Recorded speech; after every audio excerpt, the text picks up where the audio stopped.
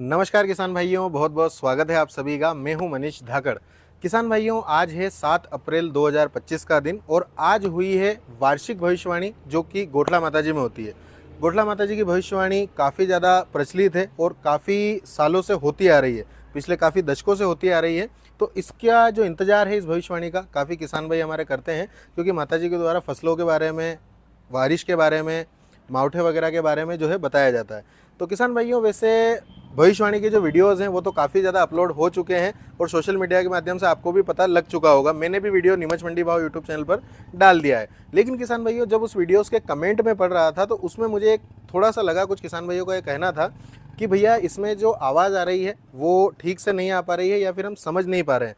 तो आप जो है थोड़ा आसान भाषा में समझा दीजिए क्या भविष्यवाणी हुई है, क्योंकि मैं भी आज गोठला गांव में गया था जो कि तहसील खाचरोद लगती है और ज़िला उज्जैन लगता है। मैं आज वहां पर जब भविष्यवाणी हो रही थी तो वहीं पर मौजूद था। तो भविष्यवाणी मैंने सुनी है, तो उसके कुछ जो मुख्य अंश हैं या फिर यूँ कहें कि जो किसान भाइयों के लिए ज़रूरी है वो मैं आपको थोड़ा आसान भाषा में बताने वाला हूँ। तो मेरा निवेदन रहेगा आप वीडियो को पूरा देखें। अगर वीडियो आप सभी को पसंद आए तो इसे लाइक ज़रूर कीजिएगा और मेरा निवेदन है कि अधिक से अधिक इसे शेयर कर दीजिएगा, क्योंकि किसान भाइयों भविष्यवाणी जो माताजी ने की है वो तो जो रिकॉर्डिंग वहाँ पर हुई है वो तो सभी चैनलों पर और बहुत सारे जो सोशल मीडिया प्लेटफॉर्म है वहाँ पर आ ही चुकी है। लेकिन कहीं ना कहीं उस जो ऑडियो है वो बहुत सारों के पास में क्लियर है और बहुत सारे वीडियोस में जो है क्लियर नहीं आ रहा है। तो उसकी वजह से समझने में थोड़ी सी परेशानी जो है वो हमारे किसान भाइयों को या देखने वाले जो हमारे दर्शक बंधु हैं उनको हो रही है। तो मैं कुछ आसान भाषा में आपको जो है इस वीडियो के माध्यम से बताने वाला हूँ। किसान भाइयों, वैसे मैं आपको वीडियो में क्लियर कर दूं कि ये जो भविष्यवाणी माताजी के द्वारा की गई है वही मैं आपको बताने वाला हूं। मैं पूर्ण रूप से आस्तिक हूं, भगवान में मेरी पूरी आस्था है और जो माताजी ने कहा है उसको मैं भी जो है पूरी तरीके से अच्छे से सुन करके आया हूं और लगभग ये मान करके चलिए कि मैं इसमें कहीं से कहीं तक कोई कटाक्ष नहीं करने वाला हूं। जो भविष्यवाणी में माताजी के द्वारा वहाँ पर उस स्थान पर कहा गया है वही मैं आपको बताने वाला हूँ। किसान भाइयों, सबसे पहले जो है भविष्यवाणी जो शुरू हुई थी तो उसमें सबसे पहले जो है बारिश के बारे में जो बात हुई थी उसके बारे में हम बात कर लेते हैं। तो माताजी के द्वारा जो कहा गया है इस वर्ष जो 2025 हमारा चल रहा है, तो 2025 से आगे 2026 तक, जब तक अगली जो है भविष्यवाणी नहीं हो जाती है तब तक के लिए जो अगला सीजन बारिश का आने वाला है। तो किसान भाइयों, बारिश के बारे में माताजी ने जो कहा है कि बारिश अच्छी होगी। जी हाँ किसान भाइयों, जो भविष्यवाणी में सबसे पहले जो बात कही गई थी बारिश के लिए कि बारिश अच्छी होगी। दुसरी वावणी आता आषाढ एकम ते लगेन आठम तक वावणी ठीक है वह। लेकिन साथ ही साथ एक बात और माताजी के द्वारा कही गई कि कहीं कहीं कोई क्षेत्र ऐसे भी हैं, हो सकते हैं जहां पर बारिश जो है वो काफ़ी कम होगी। कम से मतलब ये कि माताजी ने तो ये कहा था कि शायद आपको पानी की समस्या बहुत ज़्यादा फेस करना पड़ेगी कुछ क्षेत्रों में, कुछ, लेकिन सभी क्षेत्रों में नहीं। बारिश लगभग सभी क्षेत्रों में अच्छी होगी, कुछ क्षेत्र में जो है वो कम हो सकती है। और क्या क्या था लोगों ने पानी पिया नहीं, साल में नहीं मिलेगा, कोरू रहेगा क्या क्या, और हगरे वर्षा होएगा तो थोड़ी सी समस्या हल होगा तो ठीक रहेगा। इसके अलावा बात करें जो मावठे गिरते हैं, जो हमारा जो मावठे से आप सभी किसान भाई समझते ही हैं, मुझे बताने की आवश्यकता नहीं है। तो मावठों के बारे में कहा गया है कि लगभग 7 मावठे जो हैं इस वर्ष हो सकते हैं, 7 मावठे गिरेंगे।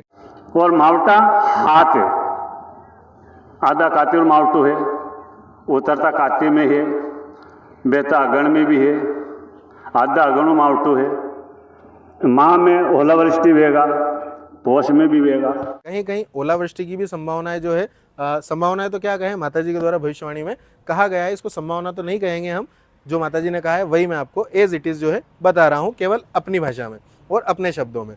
तो ये तो हो गई बारिश और मावठे की बात। इसके अलावा बात करें जो बीमारियों के बारे में बताया गया है कि रोग प्रकोप की जो स्थिति बताई गई है, तो इस वर्ष भी जो है फेस करना पड़ेगी।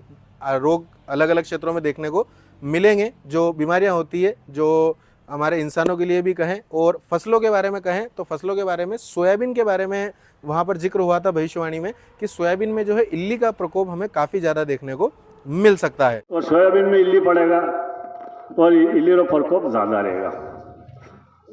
तो सोयाबीन वगैरह जो किसान भाई हमारे सभी लगभग मध्य प्रदेश के करते हैं, तो सोयाबीन जब लगेगी उस समय पर स्प्रे वगैरह का आप लोग ध्यान रखें ताकि इल्ली से बचाव जो है हो सके किसान भाइयों। इसके अलावा बात करें अगली जो चीज़ है जिसके लिए किसान भाई यहाँ पर जुड़ते हैं और अधिकतर जो हमारे किसान भाई हमारे क्षेत्र के होते हैं, जो यहाँ पर आते हैं भविष्यवाणी सुनने के लिए, वो आते हैं लहसुन और प्याज में क्या स्थिति रहेगी उसके बारे में। तो किसान भाइयों थोड़ा सा विस्तार से इस विषय में जानेंगे, क्योंकि ये विषय हमारा अपना फेवरेट विषय भी है और इस पर हम काम भी करते हैं, आपको लगातार भाव वगैरह भी बताते हैं, मंडी की जानकारियाँ भी देते हैं। तो लहसुन प्याज के बारे में एक छोटी सी लाइन में भविष्यवाणी की गई है, ज़्यादा लंबा लहसुन प्याज के बारे में ज़्यादा नहीं कहा गया है।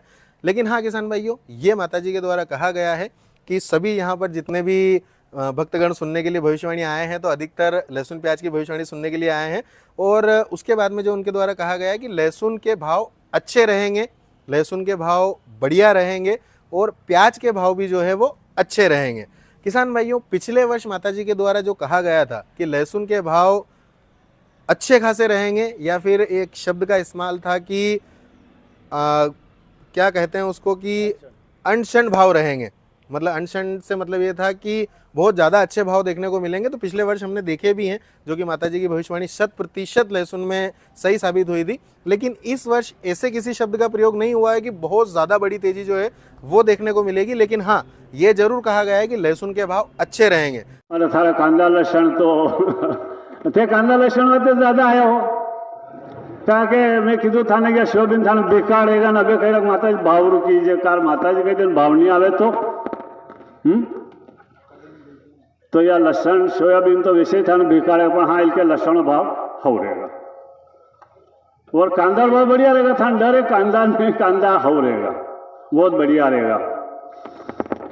तो कहीं ना कहीं लहसुन के किसान भाई जो कि पूरे वर्ष भर से जहाँ जहाँ पर भी लहसुन की खेती की जाती है, अगर वो इसको सुन रहे हैं तो लहसुन में आप थोड़ा सा रिलैक्स रह सकते हैं, अगर आप भविष्यवाणी सुनते हैं और इसको अनुसरण करते हैं तो। बाकी मैं आपको इस वीडियो के माध्यम से भी कहूँगा कि आप अपना निर्णय जो है माल को खरीदने बेचने, जो भी किसान भाई हैं अगर लेते हैं तो वो अपने विवेक के आधार पर लीजिएगा, या फिर आप मेरी तरह बिल्कुल आस्तिक हैं तो आप जो है भविष्यवाणी के आधार पर अपना फैसला ले सकते हैं। मैं केवल जो भविष्यवाणी हुई है उसके बारे में बता रहा हूँ।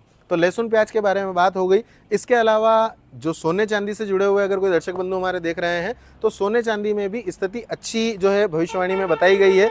सोने का भाव जो है अच्छा रह सकता है, ये बताया गया है। कुछ हमारे गेहूं के जो किसान भाई हैं तो गेहूं के बारे में माताजी ने कहा है कि गेहूं के भाव भी अच्छे रहेंगे, लेकिन एक मीडियम लेवल में रहेंगे। मतलब एकदम ज़्यादा बड़ी जो तेज़ी है उसकी थोड़ी सी जो भविष्यवाणी में है उसके बारे में ऐसा कोई विशेष नहीं कहा गया है। बाकी किसान भाइयों लाल चीज़ के बारे में कहा गया है। लाल जैसे हमारा असालिया हो जाता है, हमारी कुछ दालें जैसे मसूर वगैरह हो गई, तो ऐसी लाल चीज़ें, या फिर मिर्ची की बात कर लें लाल उसमें भी आता है। तो कुछ जो लाल चीज़ें हमारी जो हैं जो ट्रेडिंग में रहती है या फिर उनकी खरीद बिक्री होती है, तो लाल चीज़ों के भाव जो है वो अच्छे रह सकते हैं। बाकी किसान भाइयों एक मुख्य बात जो भविष्यवाणी से पहले जब पंडा जी जो भविष्यवाणी करते हैं उससे पहले जो मंच पर उपस्थित भक्तगण रहते हैं उनके द्वारा भी एक बात पर फोकस किया गया था कि गौ रक्षा कीजिए, गो पालिए, जो हमारी गाय होती है उसे पालिए, ताकि आपकी खेती भी जो है वो अच्छी हो सके। खेती में आप गोबर का इस्तेमाल करके अपनी खेती को वापस से उपजाऊ बना सकें, क्योंकि लगातार रासायनिक के प्रयोग से जो है ज़मीनें बंजर होती जा रही है। तो ये माताजी की जब भविष्यवाणी हुई थी तब उन्होंने भी कहा, उन्होंने भी बताया कि हमें गौ सेवा करनी चाहिए, हर व्यक्ति को जो है गौ पालन करना चाहिए ताकि हमारी गाय भी बचेगी और साथ ही साथ हमें जो खेती में जो है गोबर की खाद जो मिलेगी उससे हमारी खेती भी उपजाऊ बनेगी। और किसान भाइयों मेरा भी आपसे निवेदन है, हाथ जोड़ करके विनम्र निवेदन है कि हम पशुपालन की ओर जाएं और पशुपालन को बढ़ावा दें, ताकि कहीं ना कहीं ये जो रासायनिक के प्रयोग से हम पिछले सालों में लगातार भूमि की उर्वरता क्षमता जो खोते जा रहे हैं वो वापस से रिकवर हो सके, रासायनिक का प्रयोग घट सके, और जो रासायनिक के प्रयोग से, पेस्टिसाइड के प्रयोग से जो बीमारियां हो रही है, जो बड़े बड़े रोग हो रहे हैं जैसे कैंसर वगैरह हो गया, तो इसमें जो है कहीं ना कहीं राहत मिल सके किसान भाइयों। तो ये मेरा भी आपसे निवेदन रहेगा। बाकी मोटी मोटे तौर पर जो बातें थी वो मैंने आपको इस वीडियो के माध्यम से बताई है। उम्मीद करता हूँ आप सभी को आसान भाषा में बताया गया वीडियो समझ में आया होगा, और अगर आपको वीडियो अच्छा लगा हो तो मेरा निवेदन है ज़्यादा से ज़्यादा शेयर कर दीजिएगा, ताकि ये कुछ जो अपनी भाषा है, जो किसी को अगर वो रिकॉर्डिंग किसी के पास में ज़्यादा क्लियर नहीं थी या फिर किसी को समझ में नहीं आ पाई हो, तो उन्हें जो है ये बात पता लग सके। क्योंकि किसान भाइयों ये वीडियो मैं इसलिए बना रहा हूँ क्योंकि मैं भी यहीं पर उपस्थित था, मैंने लाइव जो भविष्यवाणी है वो सुनी है और उसके जो कुछ मुख्य अंश हैं वो मैं इस वीडियो में कवर कर रहा हूँ। उम्मीद है वीडियो पसंद आएगा, लाइक कीजिएगा, शेयर कीजिएगा और चैनल पर पहली बार आए तो चैनल को सब्सक्राइब जरूर कर लीजिएगा ताकि आपको आगे आने वाले वीडियोस के जो नोटिफिकेशन है वो समय से मिल जाएं और आप जल्दी से जल्दी सभी जानकारियां और सभी वीडियो देख पाएं। धन्यवाद। जय जवान, जय किसान।